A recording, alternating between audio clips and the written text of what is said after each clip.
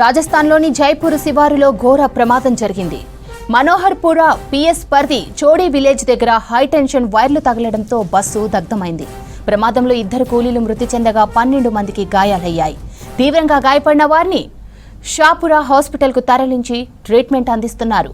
ఘటనా స్థలికి చేరుకున్న అగ్నిమాపక సిబ్బంది ఫైర్ ఇంజన్లతో మంటలను ఆర్పేశారు. ఘటనపై జైపూర్ పోలీసులు ఎంక్వైరీ చేస్తున్నారు.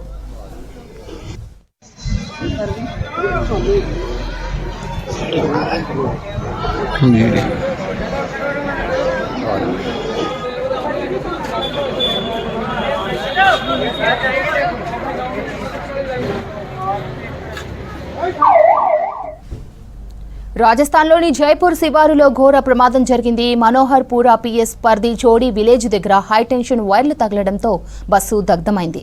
ప్రమాదంలో 2 కూలీలు మృతి చెందగా 12 మందికి గాయాలయ్యాయి.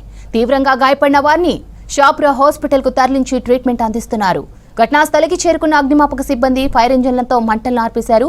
ఘటనపై జైపూర్ పోలీసులు ఎంక్వైరీ చేస్తున్నారు.